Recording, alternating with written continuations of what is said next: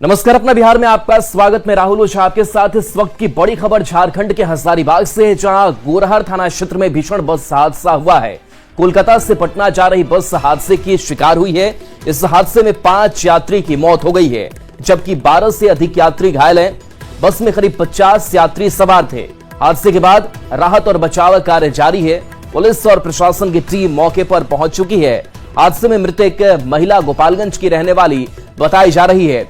मृतकों में 3 महिला और 2 पुरुष शामिल है। तो तस्वीर आपको दिखा रहे हैं, देखिए कैसे ये बड़ा हादसा सामने आया है। बस अनियंत्रित होकर के पलट गई। हजारीबाग की यह तस्वीर है, जहां गोरहर थाना क्षेत्र में यह भीषण सड़क हादसा हो गया है। कोलकाता से पटना जा रही बस हादसे की शिकार हुई है। देखिए जेसीबी भी वहां पर मौजूद है, जो बस को हटाने की कोशिश में लगी हुई है। इस हादसे में 5 यात्री की मौत हो गई है। बस में करीब 50 यात्री सवार थे, जिसमें 5 की मौत की खबर सामने आ रही है। 12 से अधिक यात्री घायल हैं। सुशांत सोनी हमारे साथ न्यूज 18 संवाददाता जुड़ गए हैं। सुशांत, कैसे यह हादसा हुआ? मृतकों की पहचान किस तौर पर? देखिए, कोलकाता से यह बिहार पटना की ओर बस जा रही थी और अचानक अगली सुबह जो है सड़क खराब होने की वजह से और जो बस है वो अनियंत्रित हो जाता है। उसके बाद यह सड़क दुर्घटना होती है। हालांकि सड़क दुर्घटना में 5 की संख्या में जो है वो मौत की अभी तक पुष्टि हुई है। दर्जन से भी अधिक लोगों की घायल की जो है वो खबर बताई जा रही है। हालांकि इसको लेकर जो प्रशासन है, पुलिस है और स्थानीय लोगों के द्वारा रेस्क्यू का कार्य किया जा रहा है। जो घायल है उन्हें अस्पताल पहुंचाया जा रहा है और मौके पर जो सड़क जैसे जाम स्थिति जो सुबह से लगी हुई है उसे भी हटाने का प्रशासन प्रयास कर रही है। जी बिल्कुल। और एक मृतक गोपालगंज की भी रहने वाली बताई जा रही। बाकी 3 महिला और 2 पुरुष शामिल है। कुछ पहचान? और जी अभी तक तो पहचान जो है वो नहीं हो पाई है। यात्रियों की पहचान की जा रही है और उनके परिजनों को जो है वो जानकारी दी जा रही है। कुछ ही देर में जो है सब परिजन बिहार के जो है अधिकतर संख्या जो मृतकों की है वो बिहार के बताए जा रहे हैं। उन लोगों के परिजन पहुंचेंगे। उसके बाद जो है घायल की भी पहचान होगी। उसके मृतक है उनके भी पहचान किया जाएगा। जी चलिए, शुक्रिया सुशांत इस अपडेट के लिए आपका। तो देखिए, बता रहे हैं कि जो मृतक है उसमें ज्यादातर संख्या जो है वो बिहार के रहने वालों की है, यानी कि बिहार के लोग जो है इस बस में सवार थे। हादसे का ये बस शिकार हुई है। अनियंत्रित होकर के बस पलटी है और 5 यात्रियों की मौत हो गई है। 12 से ज्यादा यात्री घायल है, जिनका इलाज कराया जा रहा है।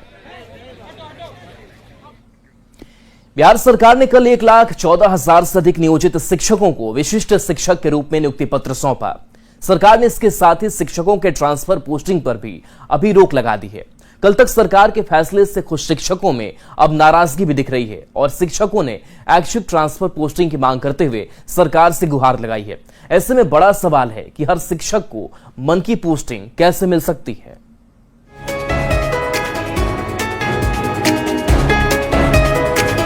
जो नियोजित शिक्षक जिस जगह पर काम कर रहे हैं वहीं पर उनको काम के लिए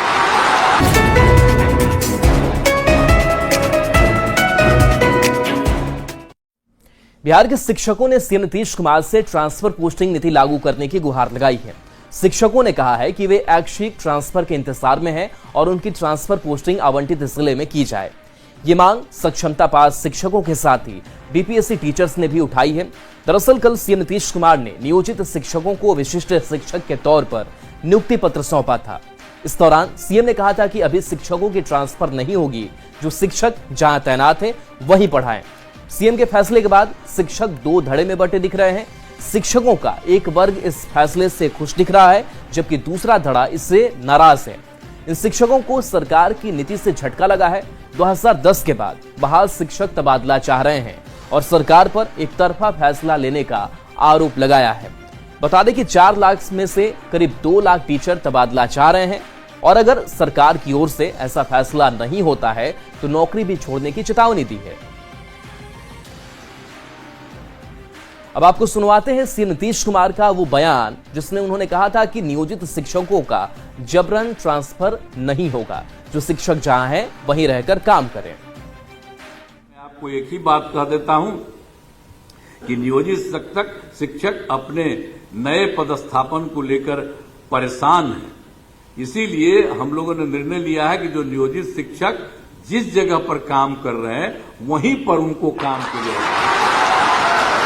इसलिए हम लोगों ने कहा है जहां है तो वही सब ठीक।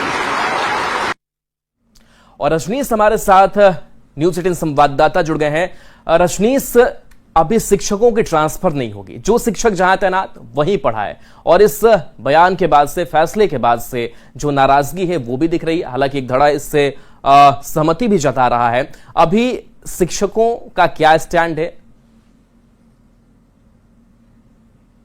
देखिए, बिहार में जो शिक्षकों की बहाली हुई है, कई फेज में बहाली हुई है।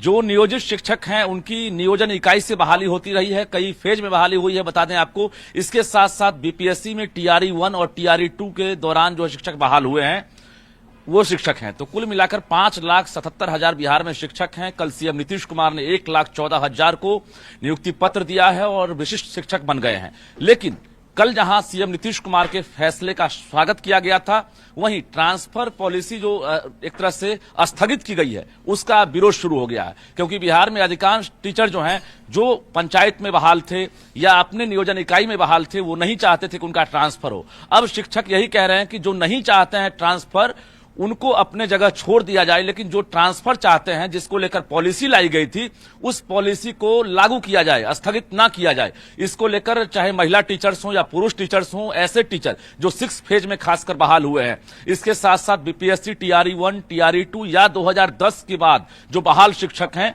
उनकी संख्या ज्यादा है। तो कहीं ना कहीं शिक्षकों का विरोध इसलिए नहीं है कि जो सक्षमता पास टीचर्स हैं, जो अपने अपने जगह पर रह गए या सीएम ने उन्हें सौगात दी है, उसका विरोध नहीं है। जो जहां चाहते हैं वहां छोड़ दिया जाए, ऐच्छिक ट्रांसफर का लाभ दिया जाए, क्योंकि पॉलिसी भी इसीलिए लाई गई थी और सक्षमता परीक्षा लेने का मतलब यही था। जो नियमावली थी उसके आधार पर परीक्षा ली गई और परीक्षा के बाद जो आवंटित जिले थे, वो जिले खासकर जो है शिक्षकों को पसंद था और वहां पर शिक्षक जाना चाह रहे थे। ऐसे में ना तो आवंटित जिले का ध्यान रखा गया, ना ही नंबर का ध्यान रखा गया। जो सक्षमता में कहा गया था कि अधिक नंबर लाएंगे आपको अच्छे जगह पर पोस्टिंग होगी, उसका भी ध्यान नहीं रखा गया। अचानक ट्रांसफर पॉलिसी को, जो पोस्टिंग नीति है, उसको स्थगित कर दिया गया। ऐसे में जो 300 किलोमीटर 400 किलोमीटर जो पदस्थापित हैं, वो टीचर काफी नाराज हैं और साफ तौर से कह रहे हैं कि अगर ट्रांसफर पॉलिसी अगर लागू नहीं होती है तो हम लोग नौकरी छोड़ सकते हैं, लेकिन अब इतने दूर नौकरी नहीं कर सकते हैं। तो कहीं ना कहीं कई सवाल है। सरकार के पास अब जो है दो तरफ से रास्ता है। एक रास्ता यह है, कल जो घोषणा की गई है कि जो शिक्षक जहां हैं वहीं रह जाएं, ये फैसले के साथ साथ अब ये भी फैसला लेना होगा कि जो शिक्षक चाहते हैं ट्रांसफर, उन्हें हम ट्रांसफर दे देंगे, क्योंकि पॉलिसी भी इसलिए लाई गई थी। अब देखना यह होगा कि आखिर शिक्षकों की मुराद पूरी होती है कि नहीं, क्योंकि लगातार कल से ही न्यूज 18 से लगातार शिक्षक गुहार लगा रहे हैं फोन करके कि हमारी मुहिम में साथ दीजिए, क्योंकि हम लोग वर्षों से इंतजार कर रहे थे। चाहे महिला टीचर्स हों या पुरुष टीचर्स हों, जो खासकर पति पत्नी टीचर हैं या जो परिवार से दूर हैं, बच्चों से दूर हैं, जो वर्षों से इंतजार में थे, और पॉलिसी आने के बाद ये उम्मीद जगी थी कि अब जो अप्लाई की प्रक्रिया है पूर्ण होगी, इसके बाद स्कूल आवंटित होगा और हम लोग नए नए जिले में, अपने अपने जिले में, अपने अपने घर पर जाकर नौकरी कर सकेंगे। लेकिन कहीं ना कहीं सपना अधूरा रह गया। और कल जिस प्रकार से सीएम ने बड़ा तोहफा दिया है, एक वर्ग जो 1,14,000 कहें या 1,40,000 कहें, कल 1,14,000 को नियुक्ति पत्र मिला है। बाकी जो बचे हुए शिक्षक हैं, जो आचार संहिता की वजह से जिन्हें नियुक्ति पत्र नहीं मिला है, उनकी संख्या 1 लाख कुल मिलाकर 40,000 है। तो ऐसे शिक्षकों के लिए एक तरह से सौगात मानी जाएगी। जो शिक्षक चाहते थे कि अपने अपने जगह पर ही रह जाएं, लेकिन जो शिक्षक चाहते हैं ट्रांसफर, उन्हें ऐच्छिक ट्रांसफर का लाभ दिया जाए। देखना यह होगा कि आखिर अब सरकार क्या पॉलिसी लाती है, क्योंकि पॉलिसी को लेकर विरोध शुरू हो गया था। कई शिक्षक 10 अनुमंडल का विरोध कर रहे थे। जो पुरुष हैं उनके लिए विकल्प का जो ऑप्शन था 10 अनुमंडल था, जिसका विरोध चल रहा था। महिला विरोध नहीं कर रही थी क्योंकि उन्हें 10 पंचायत का ऑप्शन था, और यहीं पर मामला हाईकोर्ट चला गया और हाईकोर्ट में एक तरह से तो सरकार का कुछ फैसला जो शिक्षकों के हित में है तो खुश हैं, और कुछ फैसलों पर नाराजगी भी उनकी है। बहुत बहुत शुक्रिया इस अपडेट के लिए आपका। और चलिए देखिए, लगातार शिक्षकों की अपनी मांग है, लेकिन सवाल ऐसे में कही है कि क्या तकनीकी तौर पर यह आसान भी होगा कि जो शिक्षक है जहां अपनी ट्रांसफर पोस्टिंग चाह रहे हैं वो कितना आसान होगा। हालांकि सरकार इन मसलों पर सोचेगी भी, देखेगी भी। और देखिए, अब सवाल यह है कि आखिर घर के पास रह करके पढ़ाने से शिक्षकों को क्या लाभ होंगे। तो इसके पक्ष में जो तर्क आए हैं वो आप भी जानिए। घर के पास रहने से अच्छी पढ़ाई होगी, मानसिक रूप से सुकून मिलेगा, बेहतर माइंडसेट से पढ़ा सकेंगे, परिवार के साथ समय भी बिता सकेंगे। तो देखिए, ये वो कई लाभ हैं जो गिनाए भी जा रहे हैं, और ये भी कहा जा रहा है कि परिवार के साथ समय बिता सकेंगे और आसपास के लोगों से बेहतर रिश्ते भी बन सकेंगे। और देखिए, पढ़ने के लिए बच्चों को प्रेरित भी ये शिक्षक कर सकेंगे।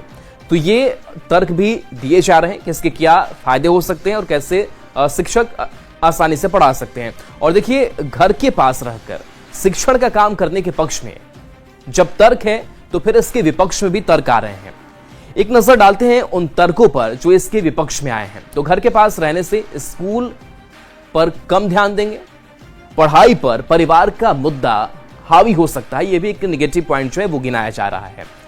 घर के मुद्दों में ही उलझे ये शिक्षक रह सकते हैं और परिवार की चिंता इन्हें सता सकती है।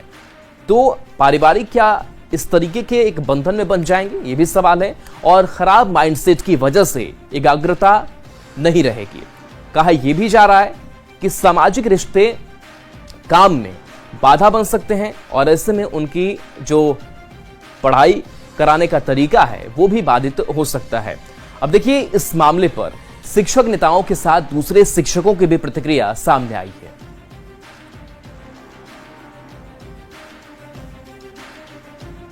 द्वारा विशिष्ट शिक्षकों को नियुक्ति पत्र वितरण कार्यक्रम में यह घोषणा करके कि जो नियोजित शिक्षक जहां हैं वहीं राज्यकर्मी बनेंगे, इस बात को सुनकर के सक्षमता उत्तीर्ण शिक्षकों के बीच खुशी की लहर दौड़ गई। हम तमाम सक्षमता उत्तीर्ण शिक्षकों की ओर से माननीय मुख्यमंत्री जी को धन्यवाद ज्ञापित करते हैं। माननीय मुख्यमंत्री जी, माननीय शिक्षा मंत्री जी और माननीय एस सिद्धार्थ सर, आप लोगों से बिहार के उन तमाम शिक्षकों को बहुत ज़्यादा एक्सपेक्टेशन था जो भी ट्रांसफ़र की राह देख रहे थे। उनके मन में एक उम्मीद थी कि अब हम लोग नए साल में अपने घर के आसपास अपनी फैमिली को भी टाइम दे सकते हैं। लेकिन उन 1.5 लाख से ज़्यादा शिक्षकों को बहुत ही ज़्यादा झटका लगा है जब से उन्हें पता चला है कि जो ट्रांसफ़र पॉलिसी है उसको स्थगित कर दिया गया है। सर, आपने सबके बारे में सोचा, सक्षमता उत्तीर्ण शिक्षकों के बारे में, जो लोग अभी एग्जामिनेशन में नहीं बैठे उनके बारे में, तो हम लोग भी तो आप ही के राज्य के हैं। शिक्षकों का जो ट्रांसफर पॉलिसी था, एकाएक शिक्षा मंत्री जी ने इसे वापस कर लिया है। हम शिक्षकों को इससे बहुत ज़्यादा आघात हुआ है। हम सब अपने घर से 250, 300, 400 किलोमीटर की दूरी पर शिक्षण कार्य कर रहे थे। जब ट्रांसफ़र पॉलिसी आया था तो हमें लगा था कि हम अपने परिवार के पास वापस जा कर के, अपने घर के इर्द गिर्द जा कर के तनाव मुक्त होकर के शिक्षण कार्य कर पाएंगे, जिससे बिहार में शैक्षणिक माहौल और बेहतर होगा। अब देखिए, कल नियोजित ट्रांसफर पोस्टिंग पर सरकार के फैसले के बाद विशिष्ट शिक्षक खुश दिख रहे थे। सरकार के फैसले से खुश शिक्षकों से बात की संवाददाता रजनीश कुमार ने। नियोजित शिक्षकों का आखिरकार इंतजार खत्म हुआ। आज से नियोजित शिक्षक अब राज्यकर्मी बन चुके हैं। सीएम नीतीश कुमार ने अधिवेशन भवन में 1,14,000 से ज्यादा जो नियोजित शिक्षक हैं उन्हें विशिष्ट शिक्षक बनाने के लिए नियुक्ति पत्र देने का काम किया। और इस वक्त तमाम जो कल तक नियोजित शिक्षक थे वो अब विशिष्ट शिक्षक बने हुए नजर आ रहे हैं और हाथ में नियुक्ति पत्र जो है वो गवाही दे रहा है कि अब हम राज्यकर्मी हैं। तो ये देखिए, चेहरे पर मुस्कान है। इसके साथ साथ जिसका सबसे ज्यादा डर था कि जबरन ट्रांसफर हो जाएगा, सीएम नीतीश कुमार ने आज ही फैसला ले लिया और घोषणा भी कर दी कि जो जहां हैं वहीं रह जाएंगे। यानी अब किसी का जबरन ट्रांसफर नहीं होगा और अपने अपने स्कूल में ही सभी राज्यकर्मी बन जाएंगे। कितनी खुशी हो रही है। ये टेंशन जो है कि ट्रांसफर हो जाए खत्म हो गया। बहुत बहुत खुशी हो रही है सर कि हमारे माननीय मुख्यमंत्री जी ने इतना बड़ा तोहफा हम लोगों को आज दिया है। बहुत टेंशन में हम लोग थे जब से हमारी सक्षमता का रिजल्ट आया था कि पता नहीं हम लोग इतने सेटल हैं, कहाँ जाएंगे, बच्चों को लेकर कहाँ जाएंगे। ज्यादातर बच्चों को लेकर ज्यादा फिक्र थी कि बच्चों का एजुकेशन बार बार इधर उधर जाने से खराब हो जाएगा। बहुत बड़ी खुशी हम लोग को तोहफा मिला है। वो टेंशन आज एक तरह से बिल्कुल खत्म हो गया जब हमारे माननीय मुख्यमंत्री ने हमें ये ऐतिहासिक हमारे पक्ष में ये सुनाया कि हम जिस वर्तमान विद्यालय जहां हम अभी कार्यरत हैं वही बने रहेंगे। लेकिन घोषणा से हम लोग को खुशी हुई है कि शायद ये फिर आगे पूरी तरह से इसको लिखित रूप से इसको प्रभावी मान दिया जाए। साथ भी कई ऐसी महिला टीचर होंगी जो चाह रही होंगी कि ट्रांसफर हो जाए। हाँ, तो इसके लिए यही उपाय कि इसको ऐच्छिक स्थानांतरण में बदल दिया जाए। ये अचानक से हमें हमेशा नीतीश कुमार जी ने हमें अचानक से कुछ न कुछ नया खुशखबरी देने का प्रयास किया है। तो ऐसा लग नहीं रहा था कि हमें जहां पदस्थापित है वहीं छोड़ दिया जाएगा, लेकिन अचानक से ऐसा अनाउंस करके हम लोग को चकित कर दिया उन्होंने। कैमरामैन दीपक कुमार के साथ रजनीश कुमार, न्यूज़ 18 पटना। अब बात बिहार में बढ़ते प्रदूषण की। बिहार की हवा जहरीली हो गई है। हाजीपुर की हवा राष्ट्रीय राजधानी दिल्ली की तरह खराब है। दिल्ली का AQI 426 के करीब दर्ज किया गया, जबकि हाजीपुर का AQI 422 मापा गया है। बढ़ते प्रदूषण को देखते हुए बिहार सरकार भी एक्टिव मोड में है। मुख्य सचिव ने सभी डीएम को वायु प्रदूषण कंट्रोल करने का निर्देश दिया है। वायु प्रदूषण फैलाने वाले एजेंसियों पर कानूनी कार्रवाई और जुर्माना का भी आदेश दिया गया है। वैशाली में इसके लिए स्पेशल टीम भी बनाई गई है, लेकिन लोगों का कहना है कि कागजों से ऊपर ये निर्देश नहीं आ पाया है। हाजीपुर में बढ़ते प्रदूषण का जायजा लिया है संवाददाता प्रफुल्ल कुमार ने। हाजीपुर की हवा जो है वो जहरीली हो गई है और हाजीपुर एक बार फिर देश में प्रदूषण के मामले में दूसरे स्थान पे आ गया है।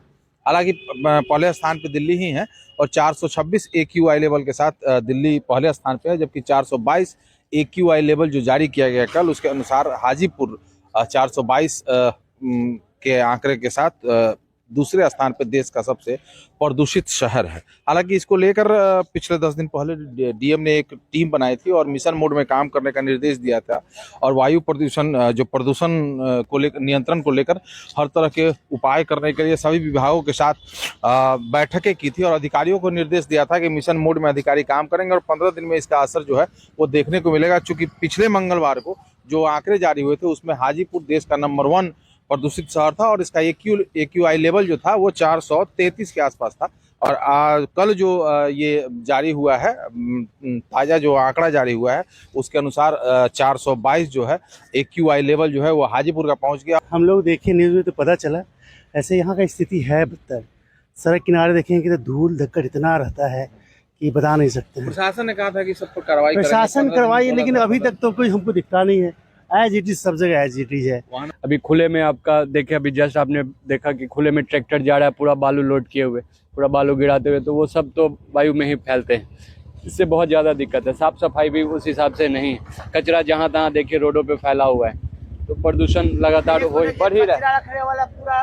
हाजीपुर का जो व्यवस्था है वो जस की तस बनी हुई है और लगातार हाजीपुर जो है वो प्रदूषित शहरों में शामिल होता आ रहा है। प्रफुल्ल कुमार, न्यूज़ 18 हाजीपुर।